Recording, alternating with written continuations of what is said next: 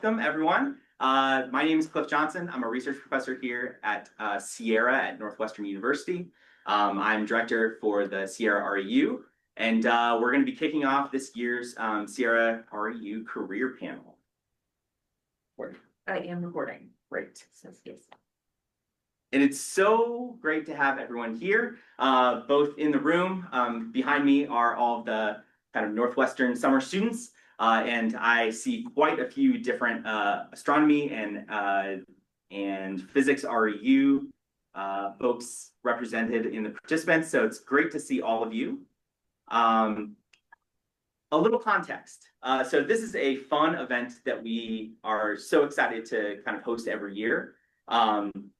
We know that through like a lot of REU and other summer research experiences, people have a great amount of time to get to know their research advisors, get to know their research groups. And through that, I think people have a really well-represented view of kind of what academia and research careers in academia are like, just from getting to know, those mentors and those people around you. And so we like to have this event to kind of invite a broader span of people who have gone through, in this case, all kind of physics astronomy PhDs, and have gone in different directions and have different positions now to try to hopefully broaden your kind of horizons and your kind of image of what a physicist, what an astronomer, what someone who gets a PhD in those fields can do and have a lot of fun doing. So I am super excited to have our 4 panelists here today. And I will just do a quick introduction for, actually, I'll just say a name for each of them and have them kind of do their own introduction. And in this, we just want to try to get everyone's sense of kind of who you are, where you are now, and maybe just a kind of a brief introduction to your path. And then for the rest of the format, we're kind of just open it up to many questions. I will take some prerogative as moderator to kind of inject some of my own questions, make sure I put you all on the spot on some good stuff.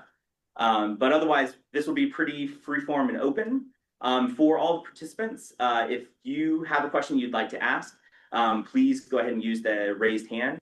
And then for folks in the room, I'll just kind of look around and you can actually physically raise your hand. How satisfying is that? And great. Let's get started. Michael Billy Santiago, could you kick us off? Give us a little intro about yourself. Hey y'all, thanks for having me. This is great. Happy to be here as part of this. Yeah, so I'm Michael Gully Santiago. Most folks just call me Gully, just sort of nickname since growing up. Just sort of academic record. So I see BU in the chat. I don't know if that's Boston U, but if it is, that was my alma mater. So go Terriers. So got my undergrad degree there, BA 2007. Is that right? Yeah. And then since it's about careers, I'll talk about careers. So worked for a year at an observatory that I had worked at previously. In Boston area, and then went to UT Austin for a PhD, got my PhD 2015. I did a 1-year postdoc at PKU, Peking University in Beijing, China. So pretty cool experience.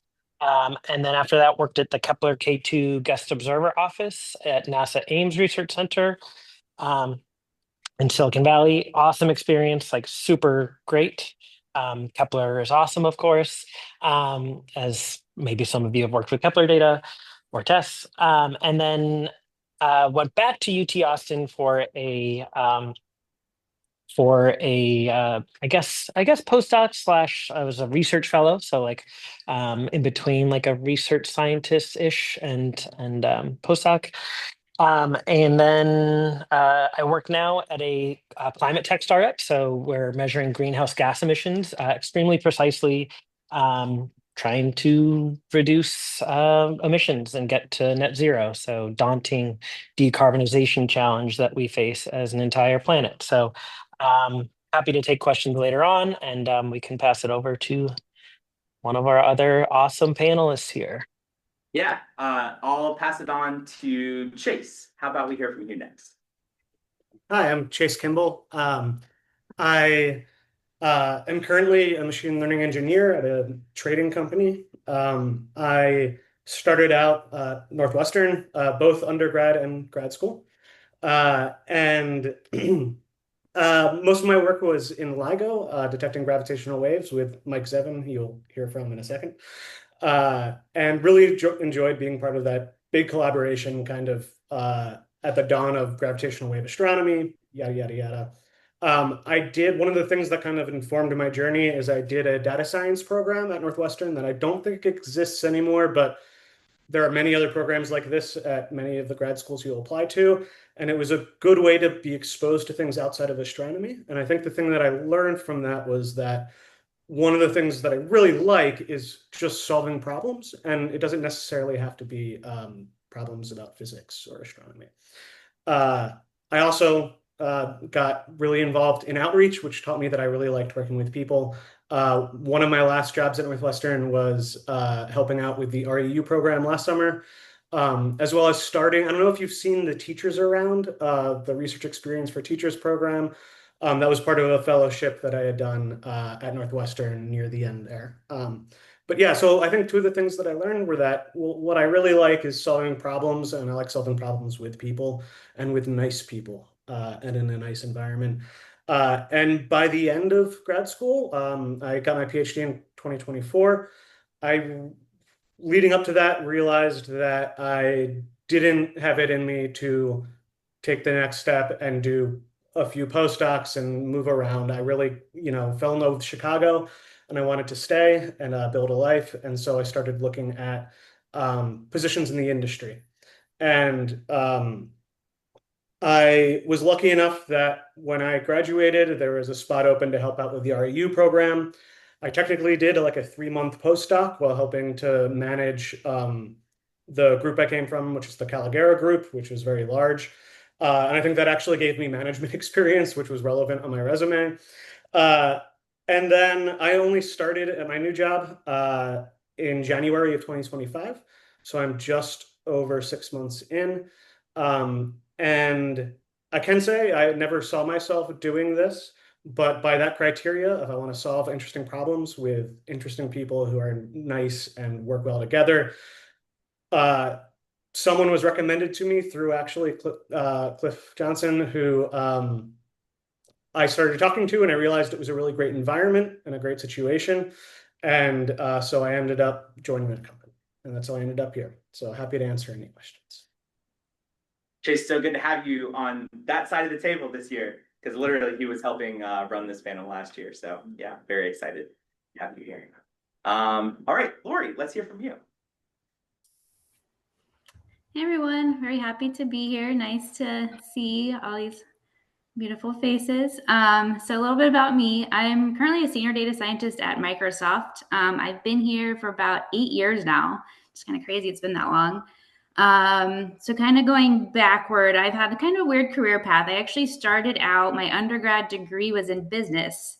So I worked in finance for a year after graduating from Miami University in Ohio. I decided I didn't want to do that. So I went back to school at University of Cincinnati to do physics. And then following that, I got into grad school at University of Washington, where I did a PhD in astronomy. And Cliff and I were part of the same research group there, looking at M31 star clusters with Hubble data. So that was amazing. I got to do an REU when I was an undergrad at UC through Institute of Astronomy in Hawaii. So that was an amazing REU experience. So yeah, the REU programs are just such a cool thing. But yeah, so I'd say, during grad school, so I was actually married right before I came to grad school and had a stepdaughter, and we really liked Seattle area. My husband had a good job. So kind of all those factors kind of played into why I decided to go right into data science after grad school and not pursue the postdoc path.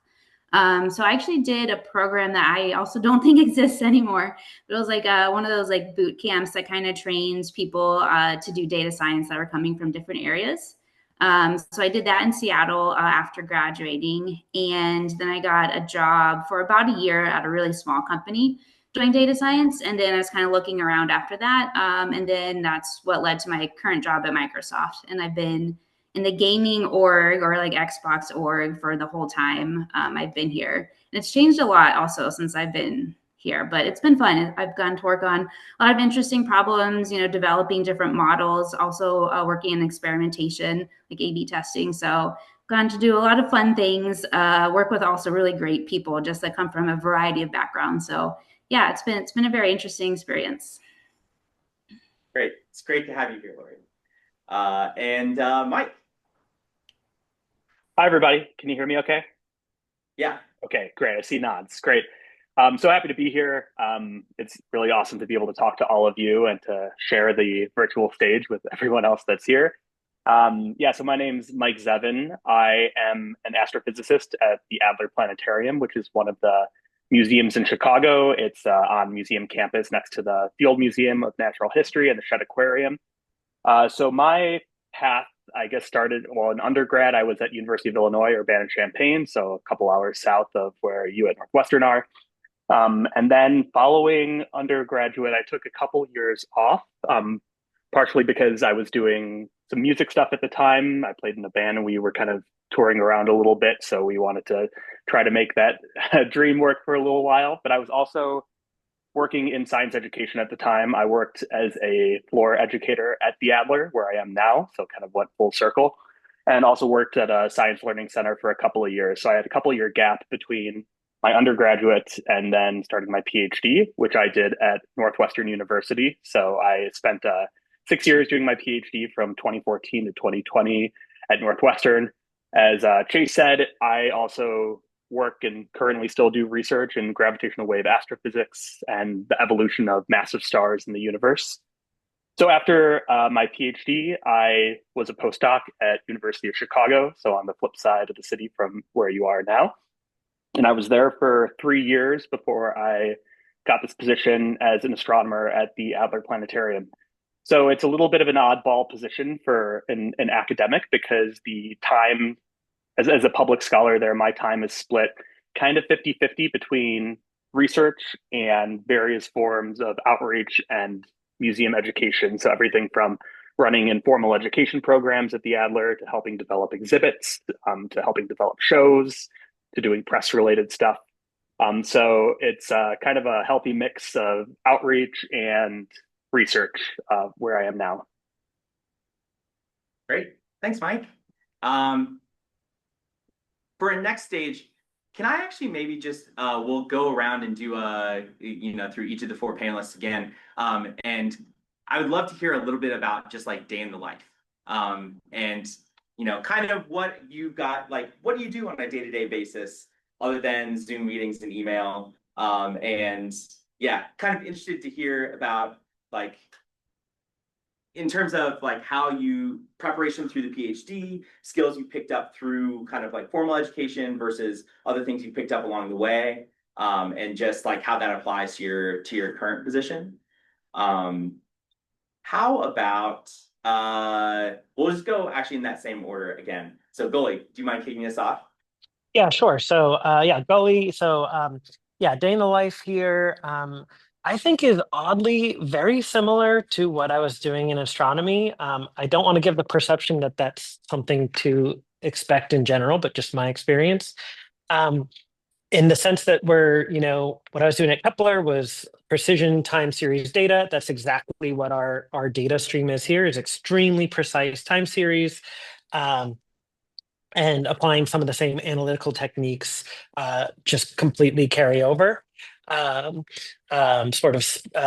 guess you can think of sort of some of the earth science aspects that are different are almost like instead of RA and DEC on the sky, we have latitude and longitude on the earth, but they're still spherical and all that stuff. And so a lot of the same physics carries over. I'm literally doing infrared spectroscopy at some level, which is what I did both my undergrad and grad, my entire astronomy career was infrared spectroscopy. Although we distill it down to concentration, so we get like 10 parts per billion precision on trace gas measurements. So much better than we can do in like FE/H precision world in astronomy. So I don't know. I guess using Jupyter notebooks, using Python, NumPy. There's maybe a bit more infrastructure here in terms of like orchestration and that sort of thing. Deployment is a notion that maybe in a small research group in the university is less common, where you're not usually deploying things, just sort of like research on your laptop is different. So somewhat different scale, but same sort of deal. I think that probably answers the spirit of the question. So maybe I'll pause there and hand it over. Yeah, that's great, Billy. Thanks. And Chase. Hi. Yeah, so that's actually a pretty hard question to answer for me, because every day feels very different, and I really like that. I will say I don't think I'm in a typical position in that the company I work for, Top Step Trading, has been around for almost 13 years now, but they only just invested in data science within the last, like real data science within the last 6 months to a year. So I'm on a team, it's pretty ragtag. It's like 4 PhDs, and we're there to both do like the simple things of supporting the queries that come in about how much money are we making, stuff like that. But that's the very bread and butter, easy stuff. But I think most of the impact that we have and the stuff that I find very interesting is um, uh, doing things that they didn't even think were possible in that space, which were detecting. Most of my work is on detecting fraudulent use of the product. So people who, in a sense, are saying that they are multiple people but are really one person. And yes, you can do that with IP addresses and things like that, and that's all SQL. But I think where a lot of my thinking from and training from grad schools come in is in just statistics and probability. So assigning the probability that a given thing that happened is a coincidence versus it just being it being actual coordination. The tools that I use are a mix of things that I used all the time in my PhD. So Python, notebooks, things like that. I had done some SQL, but now like a lot of what I do is writing SQL to query these big structured databases. And then also, machine learning tools, we're trying to understand trading behavior and things like that, that I had some exposure to through the data science program that I solved, or that I took. So yeah, I think that answers that question. Yeah, no, that's great. No, and actually, this is a great transition to Lori. I think you're on the opposite end of industry data science of, in a long-lived org in Microsoft. And but yeah, love to hear how that compares to kind of more of like the startup mode for the team that Chase was on. Yeah, so Microsoft actually just celebrated their 50th anniversary earlier this year, which is kind of crazy. Yeah, let's see. So for me, have a lot of meetings, which is one difference, I think. We're actually still not required to be in office, so I do still work at home a lot. I know some of the tech companies, they have to be in office now, but I'm still working at home mostly, which is nice. Yeah, as far as like tool wise, I use a mix of kind of things I learned in grad school, like Python, but also a lot of internal tools. So Microsoft has a lot of just like, we have something kind of like SQL, but it's not exactly SQL. So we have to use that. And so there's a lot of that goes on with my job.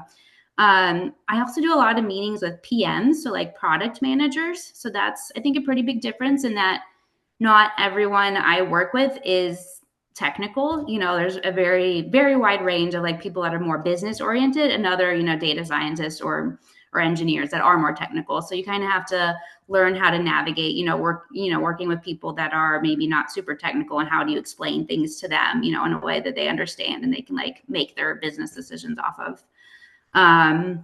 Let's see. So yeah, we always try to like do more research when we can, reading actual like, for example, statistics or economics based, research papers. But it's hard. That's not like the main part of our job. A lot of it is just using like existing methodologies or models, or even just kind of simple like, A/B tests, like just like simple probability tests. So I would say, for me, like we're not working at like a super deep level in most things, although sometimes we can, but it's usually more like they need something pretty fast. So do it at like the 80% is good enough level. and kind of get it out there and make sure the business people like understand, and so you really develop your presentation skills a bit. And then, yeah, just kind of working with a variety of different people. But yeah, I think every day is a little different as well. Like I think Chase had said, so some days are more meeting heavy, some days you're more just like in the weeds working, whether it's creating a model in Python or just kind of like I analyze a lot of experiment results scorecards. So we have all these scorecards basically that run after, let's say a PM runs an experiment on the Xbox console and they want to measure, did users, engage more, with these certain titles? So we kind of like help them with that analysis as well. So yeah, it's fun. It's kind of different every day. Definitely a little bit faster paced, I would say, than, academia. But a lot of like just the general statistics, coding, modeling knowledge from, that I learned in grad school is something that I still use. That's great. Thanks, Lori. And then before I hand it over to Mike Seven, everyone start thinking about their questions that you would like to ask our panelists. And that goes for both online and here in the room. We'll kind of alternate back and forth after we get Mike's answer. But for folks online, feel free to use that hand raise to let me know you've got a question. And otherwise, I'll kind of solicit real hands here in the room. Okay. And Mike. What was your question? Oh, yeah, just kind of day in the life of, and you're still muted. Yeah, I know, I caught myself. Yeah. So kind of the theme of what everyone said every day is quite a bit different, especially now in the kind of post-COVID era times. There's a mix of, remote work, hybrid work, in-person work. At the Adler, it's hybrid. So I spend 2 days usually working from home, 2 days at the planetarium, and 1 day at Northwestern because I have an affiliate position at Northwestern. And I meet with research groups and students when I'm up at Northwestern. So every day is really different. The days I'm at the Adler are more meeting, outreach, public speaking heavy. But the meetings can be everything from research meetings with a student to telecons within the LIGO collaboration that I'm a part of, to meeting with our social media team and filming a TikTok that they decided would be a good idea. And I don't have a TikTok, but they know what they're doing. So it's kind of all over the place. The meetings that I have at the Adler are often about exhibits or show development and things like that, because they have an astronomer on the teams that are doing the development of that, kind of as a quality assurance, if nothing else. But they actually, we actually have a big input in what the theme and the story is going to be as well. There is also a good deal of public speaking, both in the museum setting, but also doing interviews and things like that. For some reason, news stations think that all the astronomers in Chicago live at the planetarium. There's only 2 of us there, actually. So we get asked to do, whenever there's a meteor shower or eclipse or something like that, or the Rubin images a couple weeks ago, we will often go into studio or have people come out to talk to us about the impact of those kinds of things. Because a lot of my work is still research-based, the tools that everyone has been talking about that they use in grad school, so Python, notebooks, high-performance computing, machine learning, those are all still a part of my day-to-day as far as the research goes. The thing that has been really helpful for me in this position was also not something that you necessarily always get as part of a graduate school experience, but public speaking training and outreach training. That's something that I think is hugely important as a undergraduate and grad student, but it's not something that's necessarily required for you as you go through that path. So I think it's really useful to get out there, share your excitement about your science to people from all walks of life and all ages. And yeah, that's it. Great. Thanks, Mike. All right. First questions from the room. Yeah, go for it. Oh, yeah, maybe just your name, quick introduction. Yeah. Hi, everyone. My name is Lucas. Thank you all for doing this. For those of you who have gone through the industry application cycle, what advice do you have for how to successfully market your physics research experience to employers? Yeah, maybe Lori, I'll toss that to you because I know that you've done like yeah, you kind of did that boot camp to first job to a second job. Yeah, I'd be interested to hear from you to start. Yeah, I think, doing that boot camp was really helpful because you do get more kind of, I would say, direct experience with, like some of like the machine learning type problems that you'll, face in industry. It just kind of shows that you can do that as well. I think honestly, like just knowing people and having like a personal connection somewhere like really, really helps. So I know we had people that came to talk to us, when we were in grad school that had gone on that that I then like set up meetings with, and they helped maybe get me an interview somewhere. So I think just having that personal connection is really, really helpful. As far as like preparing for interviews, that's unfortunately something that takes a lot of time just to like go through these tech interviews. It's pretty crazy. So, but there's a lot of resources online now. It's just like you can pretty much Google it, even for a specific company, and you can usually figure out what types of questions they'll ask or like, what kind of things you have to prepare for.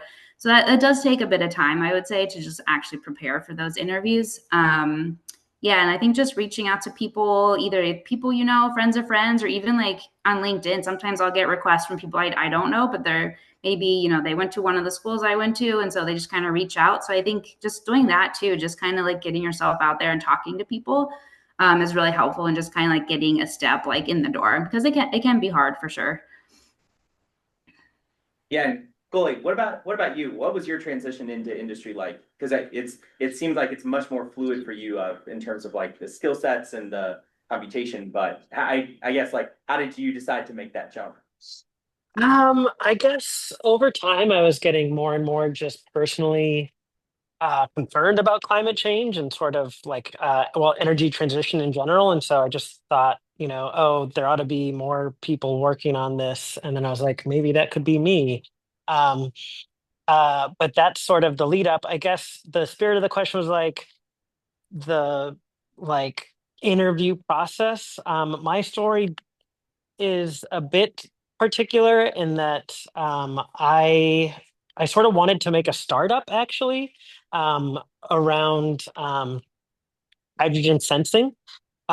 Basically taking infrared spectrographs for astronomy and like measure hydrogen with them, which in hindsight is a horribly expensive idea, and like you would not design it that way.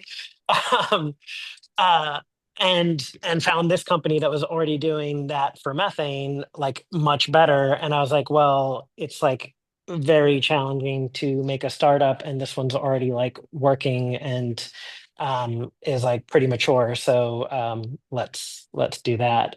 Um, so that's a bit of a particular case. But I guess in the spirit of the question, I would say this isn't a very satisfying answer, but um, like fortune favors a prepared mind, or there's a bit of luck or something. Like there's just yeah, like part of why it worked in this particular way is that like I had invested over time, like behind the scenes, and like learning more about the energy transition and reading books about it. And like, that's not a traditional sort of like easy, like Google it sort of solution. Like that took a while to like do some self-education behind the scenes. Um, so I think that is maybe leave it there. Yeah, well, actually, Goli, I mean, did you respond to a job ad, or was this relationship building kind of networking in order to get to know this company in particular, or? I saw a job ad for this company and was like, oh, they're really cool. And I responded to the job ad just saying, what you guys are doing seems really cool. We should like talk about ideas. And then they were like, okay, like come for a job interview. And I was like, well, okay. And then I took the job. So I wasn't necessarily looking for a job. And in fact, things were going really well in astronomy. And so it was a very hard decision, but ultimately like, yeah, climate felt very urgent. And so, yeah.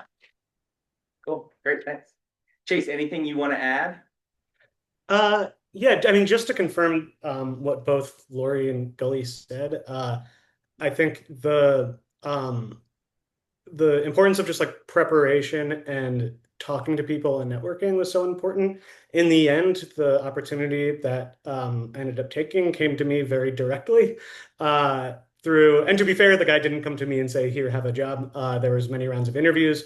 But by that time, what I had done is when I had realized that I wanted to leave academia when I graduated, all kind of in the year leading up, I just took note of everyone that I knew who in the past had made this transition, um, and talked to people about it, just kind of started thinking about it. And then I had to build up the confidence to then cold email people and just be like, hey, I'm looking just to talk, not asking them for a job, but I'm looking to talk about your experience making this transition.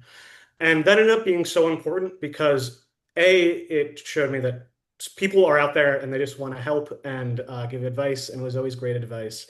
Some of these led to conversations with people that may be able to hire you, and I think going through that practice of those nerves and stuff was important. But then also getting eyes on your resume. A resume is very different than an academic CV. It feels heartbreaking to distill it all down to one page and make it a little bit less technical, but that's very important for at least the space that I'm in.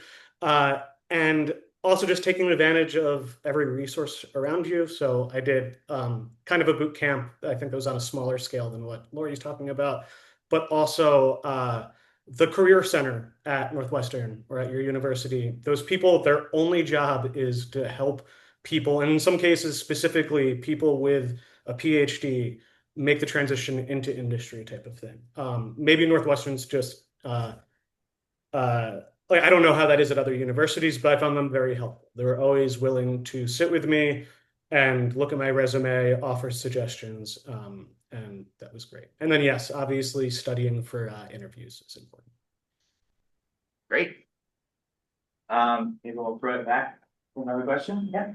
I kind of have a question for Rolly, a little bit, asking for you to expand about what you said previously. I was very interested in hearing about your career path because those are the two things I'm most interested in, is astrophysics and the energy transition and in general, just preventing climate change. So I was kind of curious about how, I know you said that you did a lot of background research with the environment and everything like that, but in general, I was curious about how useful, if at all, an astrophysics background is for getting a job with the energy transition, and or if there's kind of like specific experiences that you had that led you there. Yeah. So yes. So maybe two things. One immediate thing to say is that's sort of an underlying theme of all this is and maybe hopefully my only piece of advice, which is like ultimately you have to bet on things. Like you have to bet on the future. Like, and I think there's this risk of like looking at what was useful in the past and doing that. And so, for example, like data science and stuff is changing in a way where like that's a harder job to get nowadays in some ways. But I genuinely think the energy transition is an enormous opportunity. And so I think yes, that's the long answer to like the fact that I think astrophysics is a great background for energy transition because the energy transition is just so large and has so many features to it. So that's just an overview. But specifically, your question was like, okay, what sort of like investments and stuff? I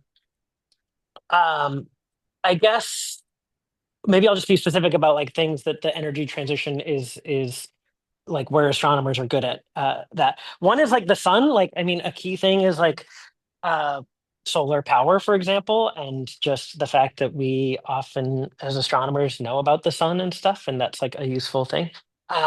Space, like the fact that like there's some element of space, and we understand that. Like Dyson spheres is like a crazy idea, but like companies are actually doing this. So there's things like that that like aren't in the news every day, but like as you dig into the energy transition, you're like, oh, I know something about this.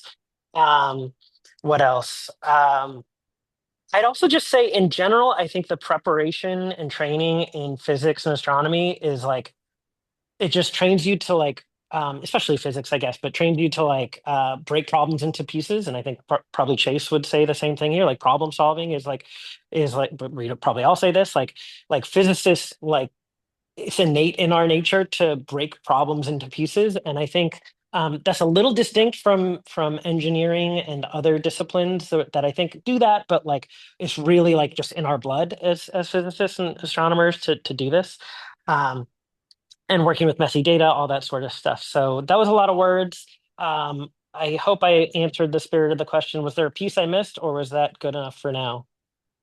No, that was good. I guess what I meant to add on the end there was just if, in your opinion, it's the realistic transition for like most astrophysics, to make. Yes. Yes. Okay. So I think my key point there would be like a yes and, which is yes, it's realistic, and like I think you need some sort of edge, like something that distinguishes you, and it's hard to fake that. Like, ideally, it's also something that's hard to fake. Like if you genuinely are really interested in the energy transition, then like there will be artifacts of that somewhere. Like there will be evidence of that that's hard to fake. Like, oh, you know, um, I guess you could just say this, but like, oh yeah, I've listened to every single podcast from like this climate technology thing. Maybe that's a lame one. But like, I don't know. I've done something that's like that I can show off like in a portfolio that's like, and so maybe a good example is like my startup idea, as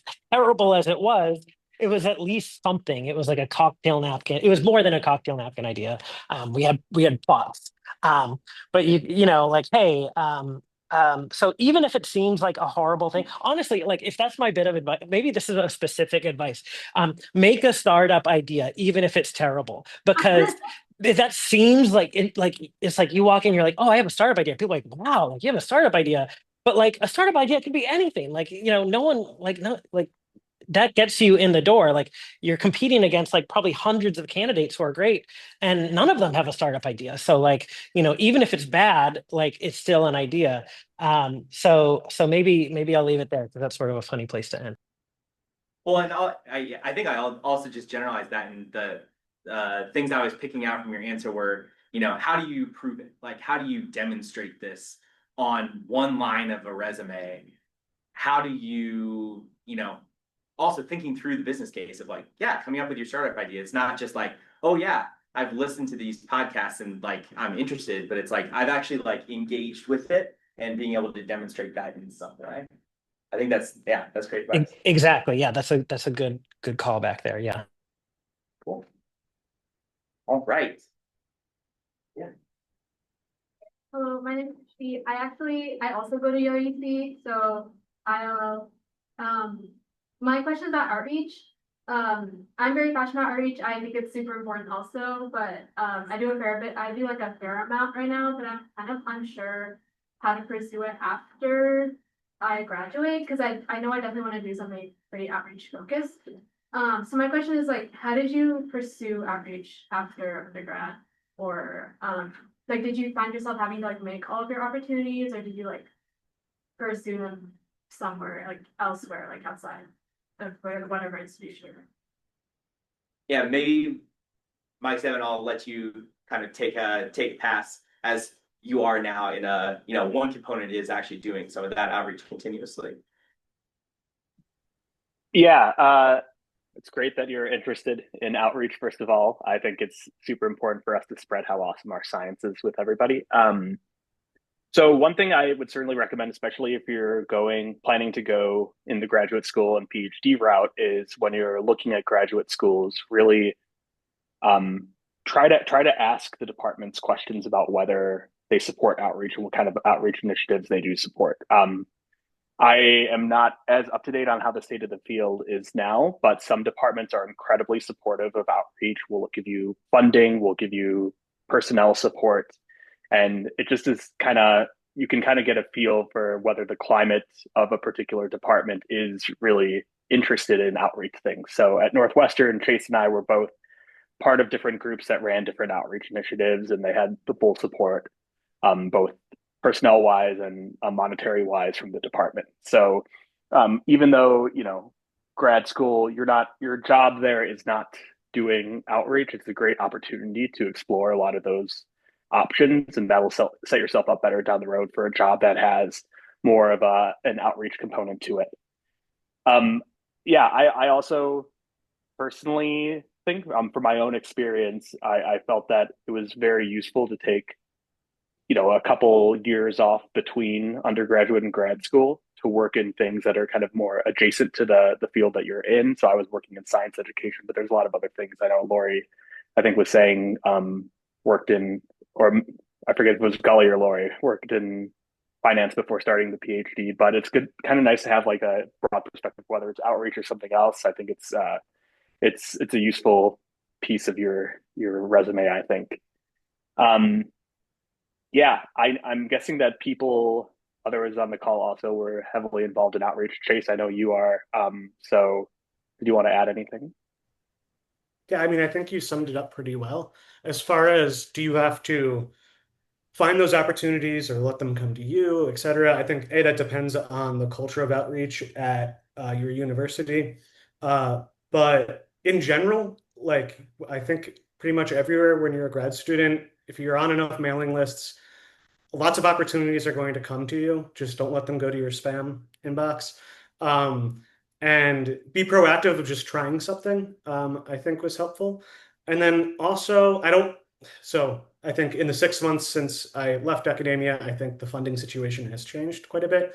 But there used to be quite a few funding opportunities that came along with outreach. And so there was one where literally I was able to be funded for a year and I had to split my time between research and like 10% had to be on K through 12 education. And that was very open-ended.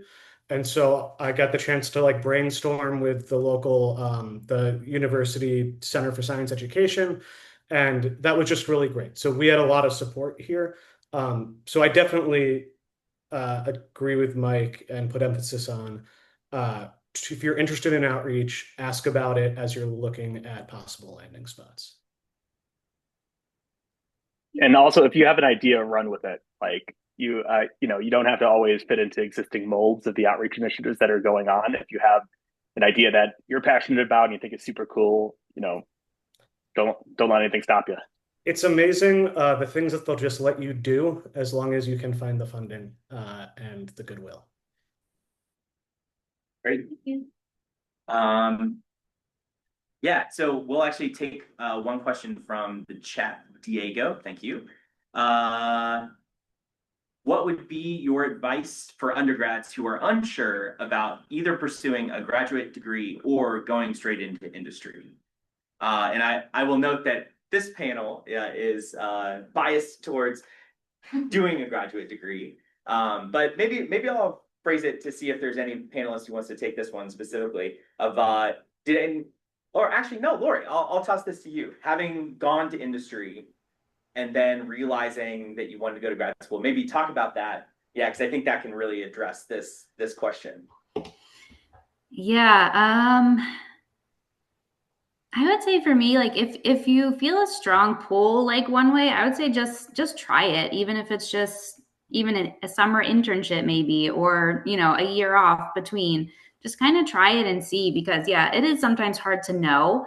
If you're not in it day to day, you kind of have this idea of what it might be like, but until you're like doing it every day, you're like, it either kind of excites you or it kind of wears on you. You know what I mean? So I think just you kind of almost have to try it a little bit. So as far as industry, yeah, there are some good internship programs out there. I might be kind of hard to get some of the data science ones for sure, but even just like doing a project, on the side, if it's there's a few different websites where you can kind of like get your feet wet and just try a machine learning project and see what that's like, or just basically reach out to people and see if there's any way you can kind of get involved to know what it is more like, because it is very different than like being in school. There's things about grad school that I miss, but there's also things that I don't miss. So there's sometimes it's kind of weighing your pros and cons too. But yeah, I would just say if you are feeling a pull one way or the other, just kind of go try it out and see what you think, and yeah, just talk to other people. Continue to talk to people and reach out to people that are in those positions. Yeah, and maybe Mike Zevin, I'll point to you because having taken some gap time, maybe you can talk a little bit about your thinking of like, how did you decide to do what you did straight out of undergrad? How did you make that decision to go to grad school? Yeah, it's a good question. I think so. at least the advice that I was given is that, grad school is a long commitment, right? You're going to be doing it for 5 to 6 years, maybe more when you're doing a PhD. So, going in with like the knowledge that this is really something that you want to be doing, I think is very useful. I haven't had experience on the industry itself side, but echoing what Lori said, if you can find opportunities to get your feet wet in research, whether it's an REU or something else like that, or research at your home institution, or an internship in industry in some way, that's a great way to, get an idea if this is kind of right for you. I think there is an innate pressure for people to go straight from their undergraduate degree to a PhD program.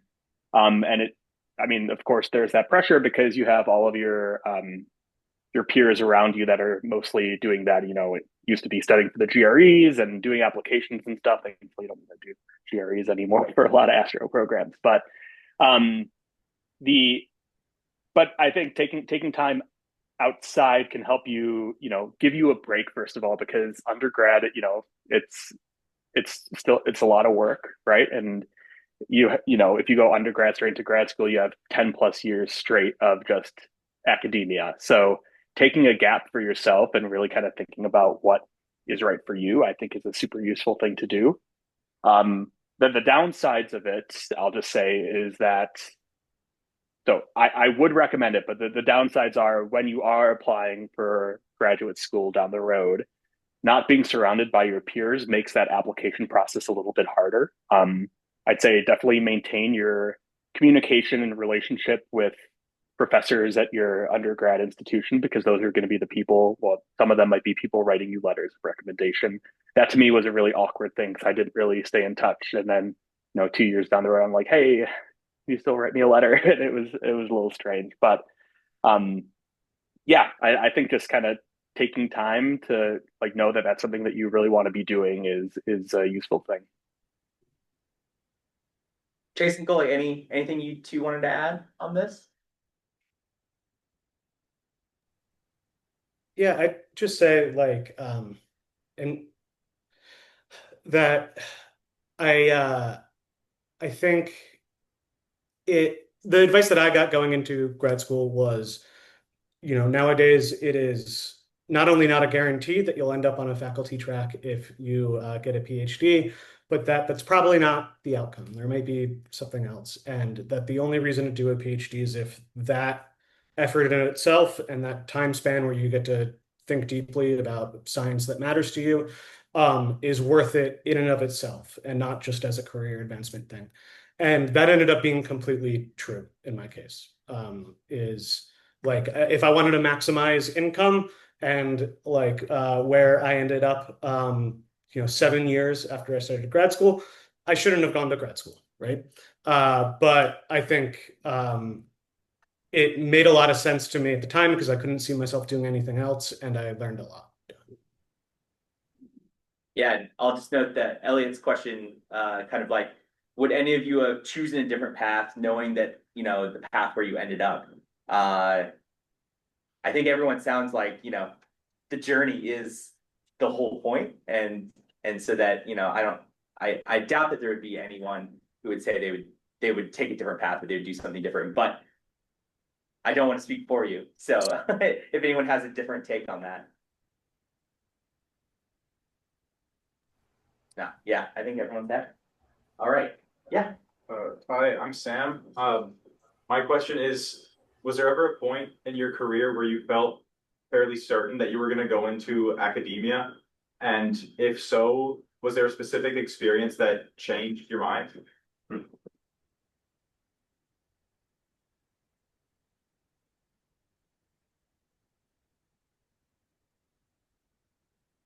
It's a tough contemplative question. Lori?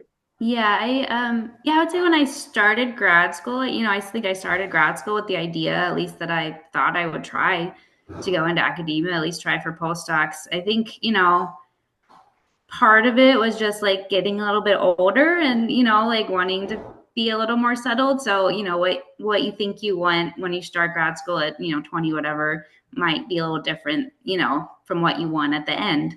And your just life experience has changed a bit. And then also, I think just seeing like how hard it was for some people, like some people that, were in our grad program that like I thought were amazing and, oh yeah, they're definitely going to, get a tenure track job. And then just seeing, how they did have to move around a lot. And, it was, it is a hard process. So I think kind of just like seeing that like opened my eyes a little and yeah, maybe made me like consider other options.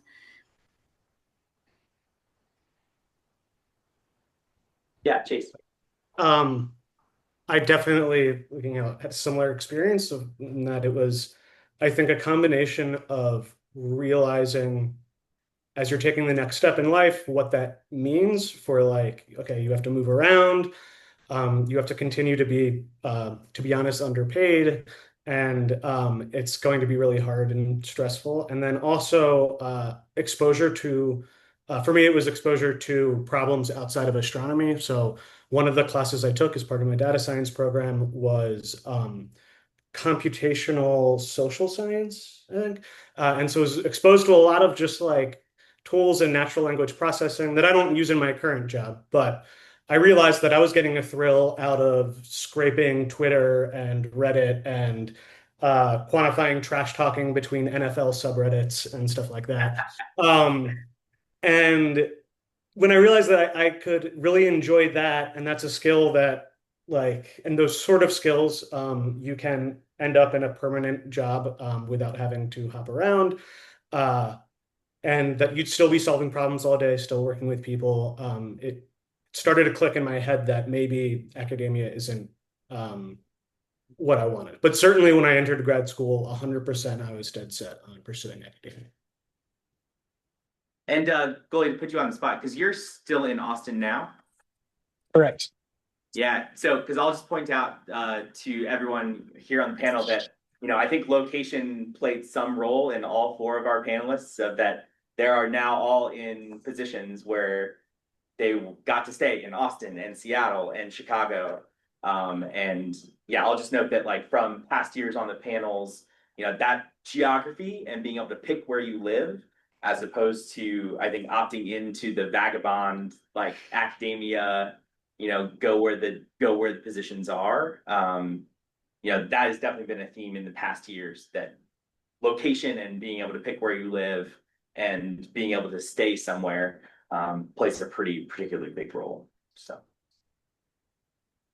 Yeah, Cool. yeah, agreed with that. Yeah. Other questions from the room? Yeah, Chris. So my question. Yeah, maybe speak up too. Yeah. That projection. So after you guys completed grad school and then a lot of you went on to go to industry, my question is, has there been a feeling of sort of a disconnect from academia after you've left it?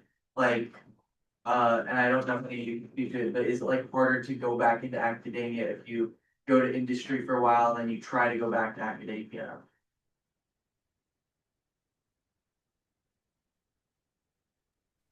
Maybe I'll address this one. So I always had this dream that was like more possible than I think is realistic. Economics does this. So like at least that's my understanding, which is that like it's possible like in economics PhDs to then go into government and work in government for a while and then get a job in as a professor in economics, or go into industry and work at, I don't know, Goldman Sachs or something, and then go back to being a professor. And so I remember thinking like I want that to be true for astronomy, because it feels like there is value in what you learn in industry that in principle, or not in principle, like in principle and in practice, like should be useful to astronomy, at least the tooling aspects. I think in hindsight, it's probably unrealistic because the competition in astronomy is just so high that it's hard, when you're up against folks who have 2 or 3 publications in astronomy versus like, I did something cool in industry that I can't really talk about. Like, it's hard to, or you can talk about it, but like, it's not the same, right?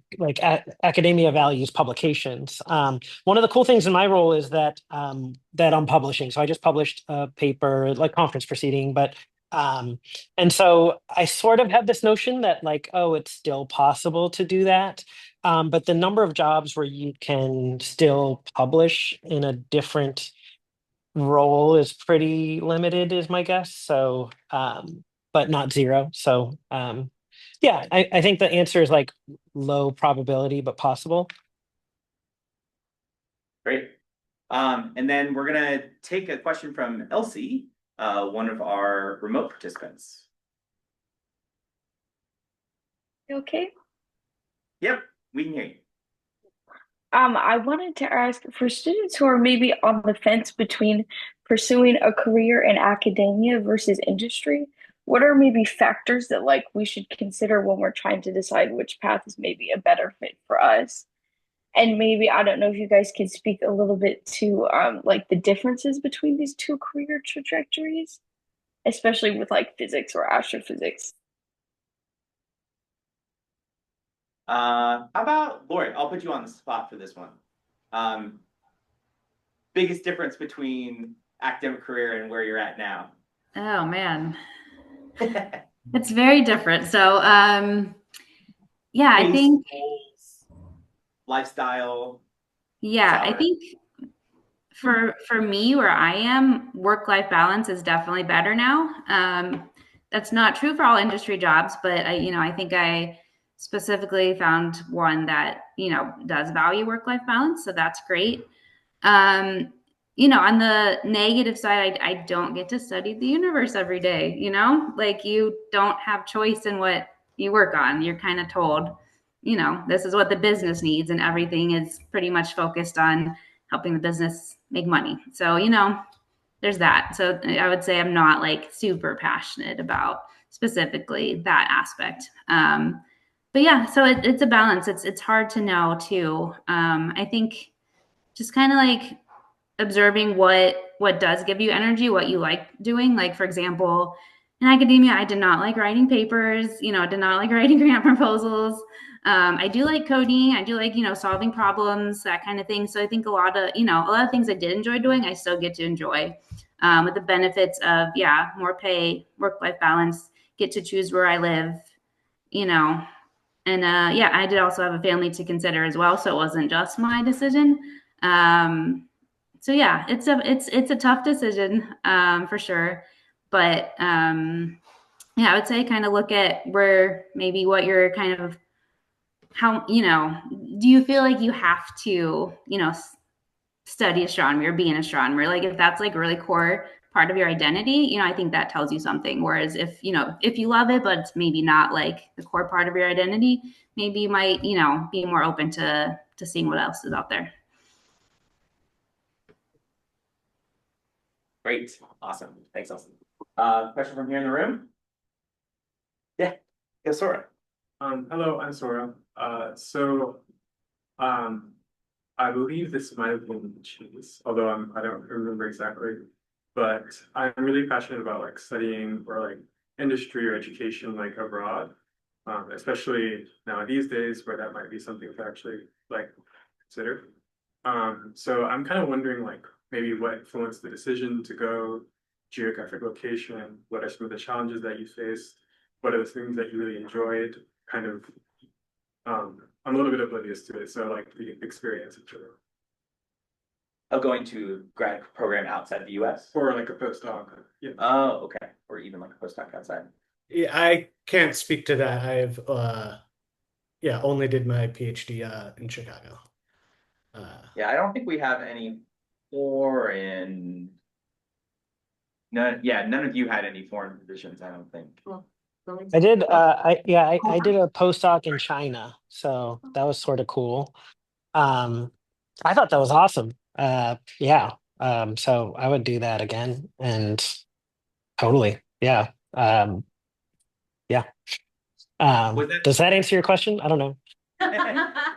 Well, maybe go like what was that decision like? I mean, was it language barrier, completely different kind of culture? was that intimidating to go into? Ended up actually being pretty chill, and or you were doing it for that experience in particular? I did my part of my PhD was focused on like instrumentation and device development. So we made these like silicon diffraction gratings. Some of them are in JWST, which is cool.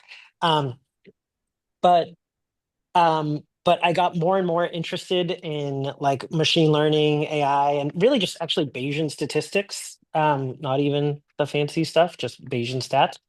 Um, but like didn't have as good credentials for that on paper. And so I was essentially deciding between like do a postdoc in like instrumentation related things, which is like what I was good at on paper, or like do this other thing I was more excited about, but like fewer people want to hire you for things that you're like excited about, but maybe have no evidence that you're good at it yet. Um, uh, so so one person who had faith was Greg Hertzig, my postdoc mentor in China, and so yeah, it was sort of like decide between like Hawaii probably or China, and we chose China, and it was awesome and very cool, and I got to do what I wanted. I think maybe that's not a theme that's come up enough. Like academia, like people are like, oh, what if you're uncertain about like which thing to do? Like academia is pretty cool because you have like a lot of freedom to like, I mean, maybe this is less true when you're a student, but like eventually, certainly as a postdoc, you're like, you have a lot of freedom to like do cool stuff that's like your own ideas. And I think there's a lot of, I think sometimes you take that for granted in academia. I think Laurie said that where like when you're not choosing day to day what you're doing, it's a different feel. Um, it may not feel like that in undergrad because like a lot of maybe what you're doing, you're still getting a lot of guidance relatively, but that lessens, of course, over time. Um, anyways, I'll leave it there. Does that answer the question? I'm not sure. Yes. Great. Actually, I'm going to take this opportunity because I know, Gully, you were just kind of bringing up machine learning and AI. So that's the hype and the buzz right now is that, AI and machine learning taking over every field, being able to do lots of things. I would be interested to kind of like do a go around. Maybe Lori, I'll put you on the spot first, but how kind of like AI prominence in the last few years, large language models has changed anything about, your work and your position, or do you see very near term kind of changes in your profession and your job and like and how you do your job with like additional prominence and kind of business interest in AI and machine learning? Yeah, that's a good question. I'm curious to hear what other people think too, because I'm at Microsoft, and so we are heavily invested in AI. All we hear about all day long, AI, AI, AI. So like, yeah, so we may not be typical of all companies, but yeah, so we are very heavily, not even encouraged. I would say we're required to now to use AI as part of our job. I heard someone said like they're even going to start evaluating us on that, like in our like review process. So yeah, so there's a big heavy push from our company for us to leverage AI.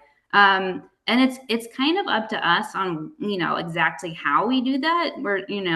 That's still, I think it really depends on your position. So yeah, we're kind of like on my team, just sharing ways, amongst each other, like we're using it to help us, automate our work. Some of the more repetitive tasks for sure it's been helpful for.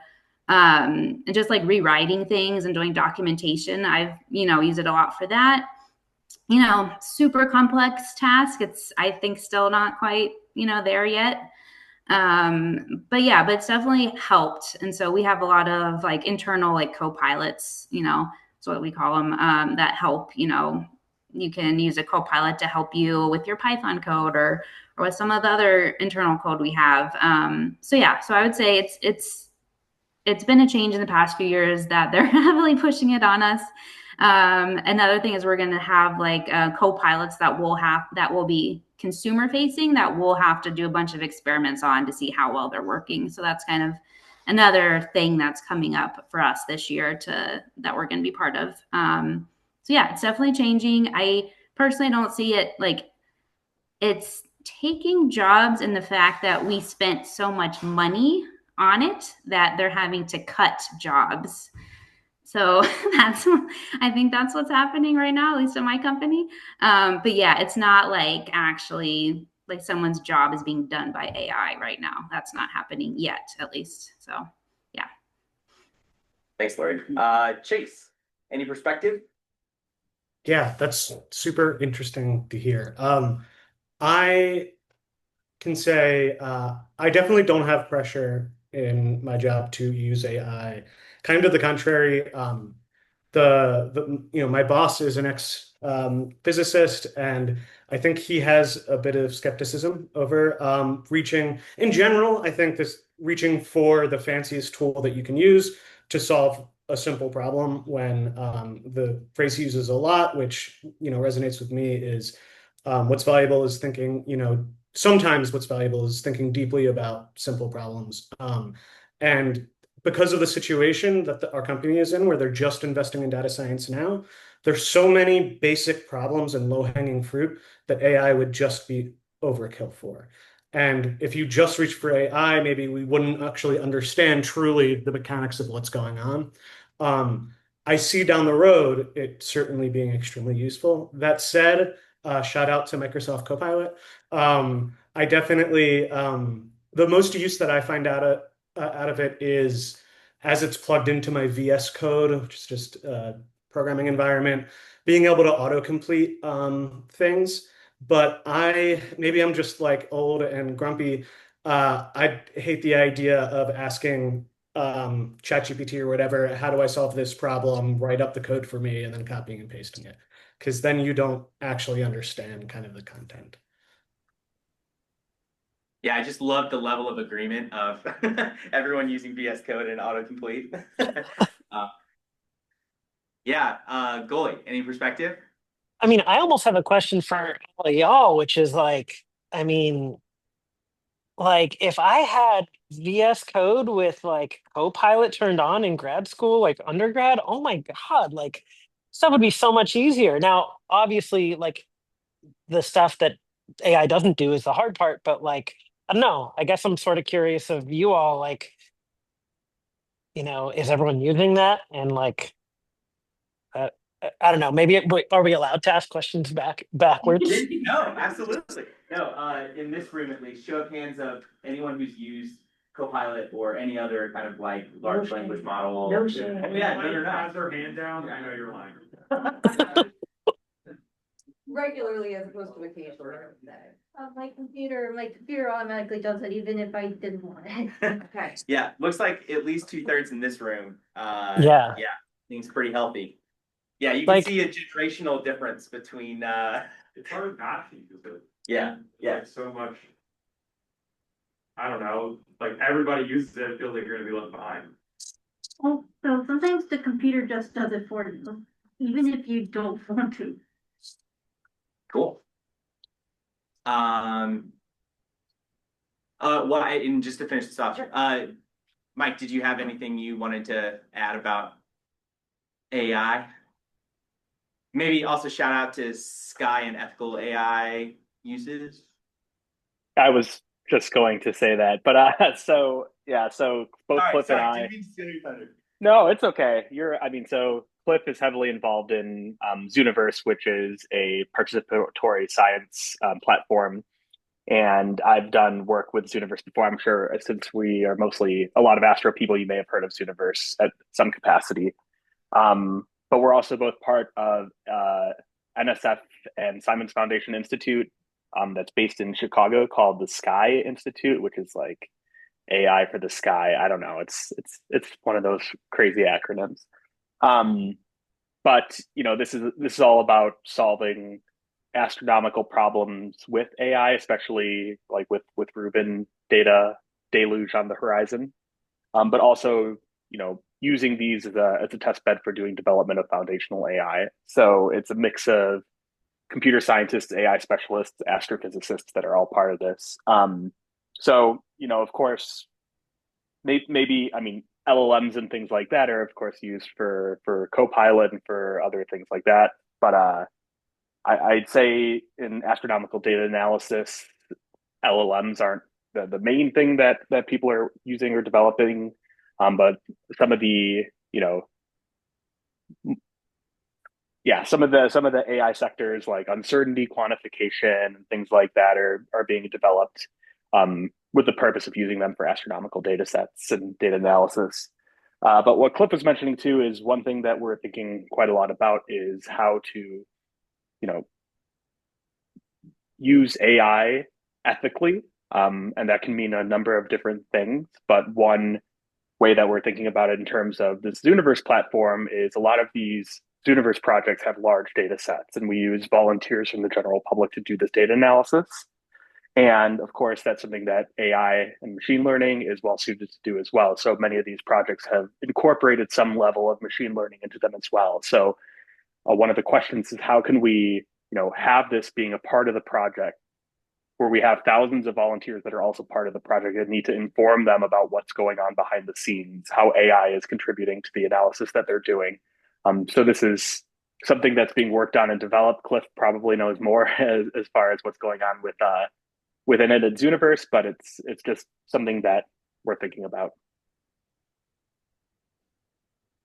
Thanks all. Yeah, I really wanted to add that quick. So, Naya, you've been very patient. I'll let you just unmute if you wanted to ask either about the graduate program question or something else. Yeah, can you guys hear me okay? Yeah, great. Yeah, my question was just related to graduate schools. I think I had it in the chat, but I was just wondering how many graduate programs you all applied for and what the interview process was like. And I was also wondering if you already had pre-existing connections at the grad schools you applied for. Yeah, and I'll maybe just add a disclaimer that similar to the co-pilot usage question, I think there's a little bit of a generational difference. And so I will just say that so for the CIERA REU, we're going to have a dedicated grad panel kind of talk about grad admissions because I know things have evolved quite a bit even in the last kind of couple years. But that said, I don't want to kind of limit sharing kind of people's experiences, especially with how did you make those decisions about what grad schools to apply to? That's certainly relevant no matter what cycle you apply to grad school. Chase, maybe I'll pick on you first. Oh gosh, I don't think I have a very useful answer. Something I didn't mention is my path to grad school was a little bit non-traditional, and maybe not a very useful way to you all, which was just that I dropped out of undergrad for like 5 years. And so when I came back to finish up at Northwestern, I didn't have many options just because it was a strange record. So I did have connections at Northwestern and that I had a very strong research relationship with a professor here and was able to get a lot of good work done that probably wouldn't have gotten me into many other grad schools, but demonstrated my value at Northwestern.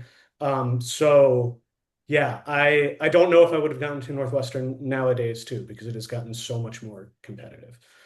So I don't think I have a very good answer other than to say research and connections. Lori, I know especially because you were coming back from finance. When did you do your REU? And then and kind of like talking about your journey to applying for grad. Yeah, so I actually did finance like originally, and then after finance, I did 3 additional years of undergrad in physics. So I applied directly from that undergrad and physics experience. I applied directly from there to grad school. So I had a gap, but it was like before my whole physics astronomy journey. So I also was able to do research at University of Cincinnati with 2 different professors there. So that I think helped a lot. And then I got into an REU program. So just having all that research experience, I think was really helpful. And then I think at UW, at least at the time, they did actually value having diverse experiences within the class. And so I think that actually helped me that I, had a little bit of a different background. So I think, let me see, the question was how many you applied to?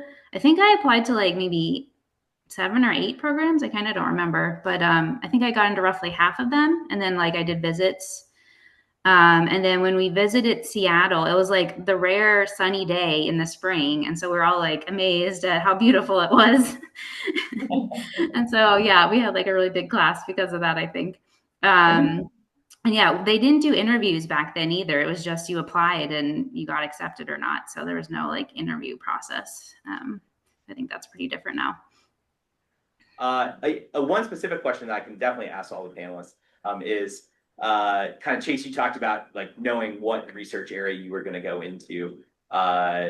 Lori, Mike, and Gully, did you all, how guided were you when you were starting PhD about what project, advisors, did you have a pretty specific plan or something that was, more once you got there to a good program that had interesting things going on that kind of like set you down a particular path?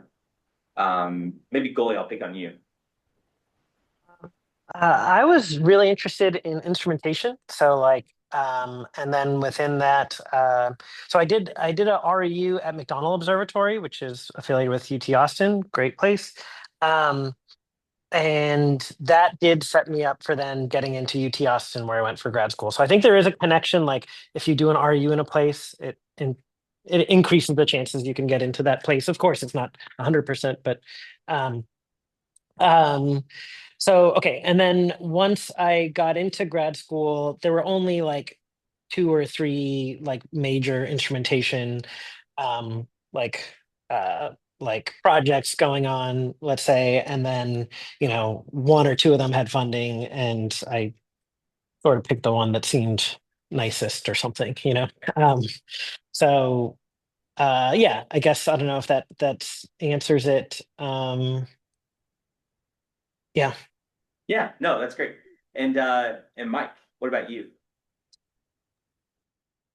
Yeah, so I definitely didn't go into the field that I applied or thought I was going to go into originally. When I applied for grad schools, and just to answer the last question too, I think I probably applied to about 10 graduate schools. Like Lori said, didn't have interviews back then. It was just kind of a yes, no. I got into 1.5, I'd say. One was a waitlist situation, but Northwestern, it helps to have connections. I had, I had a kind of non-traditional path as well because I didn't have a lot of research experience. I was working in education at the time. So, yeah, but one person that I was semi doing research with at the Adler Planetarium was a postdoc at Northwestern at the time, and I think that certainly helped with that. Anyway, as far as knowing what field you're going to go into, I was hoping to go into observational exoplanet study. It was the heyday of Kepler, so golly, still secretly jealous of you. But anyway, so one thing that I certainly recommend doing is, even if you have an idea of what kind of subset of astronomy that you want to go into, use that first year or so to explore around. Departments are, at least from my understanding, departments are more amenable to that these days, because even if you have a particular subfield that you like the most, you don't know if you're going to jive well with the faculty member that does that. There needs to be a good connection both ways with the person. So, trying out a couple different research groups in that first year, I think, is super useful. That's what I did. And one of the groups I started doing a little bit of work in my first year of grad school was a LIGO group doing work in gravitational wave astrophysics. This was in 2014 when I started, and then joined the collaboration at the beginning of 2015. And then the first LIGO discovery of gravitational waves was in September 2015. So after that, it was kind of not looking back because there was just such an influx of science that was coming out.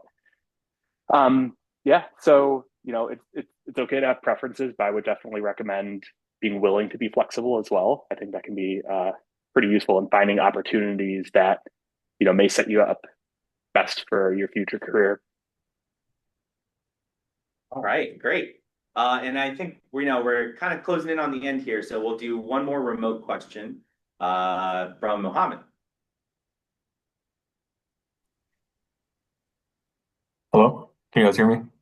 Yeah, sounds great. Okay. Hey everybody, my name is Mohammed. I want to say thank you for this awesome panel. I'm currently at the University of Michigan for the Picasso RU, that is a program in climate and space science observation. And I feel like I'm not like most RU students, more specifically in my cohort, because I'm not planning on pursuing research in academia. Um, I'm a computer science major. I'm more trying to go straight into the industry. With that being said, my question is kind of specifically for Lori because, like I said, I plan on going straight into the industry, and Microsoft is like kind of uh, my dream company to work at.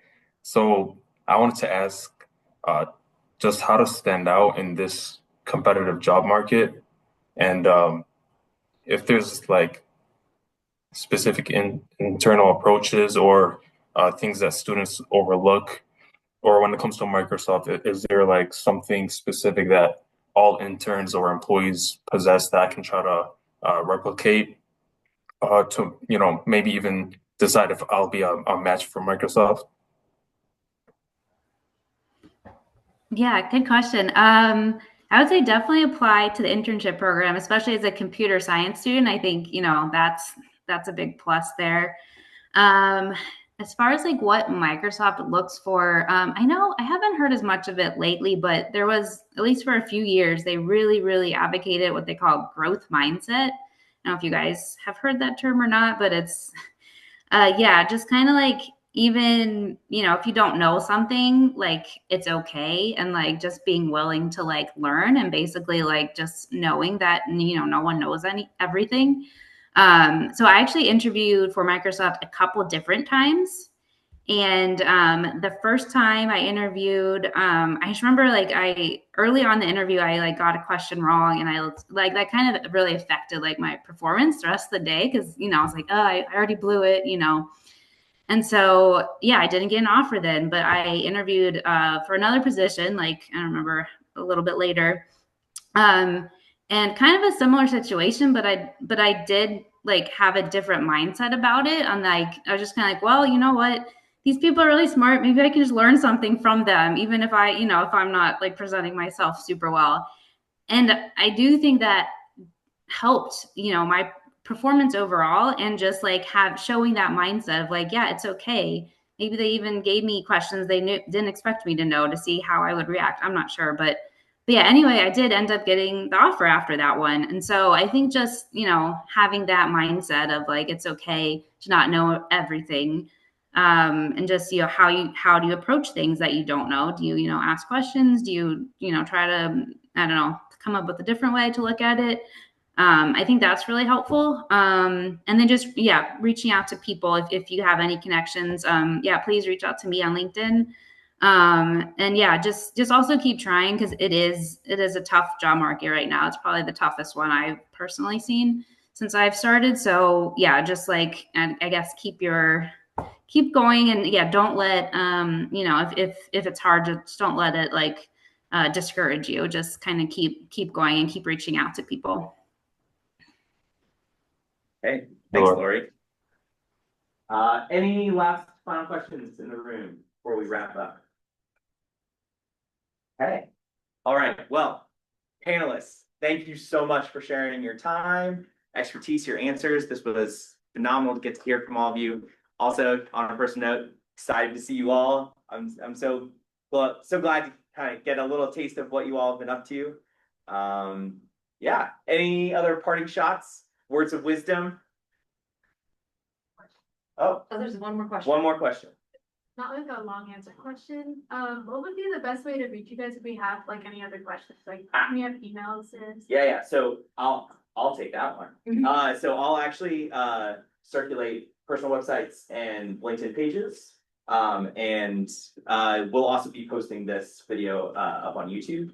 And so I'll be sending that out to both our kind of REU mailing list, but also the broader mailing lists for the site directors, same way you got this link originally.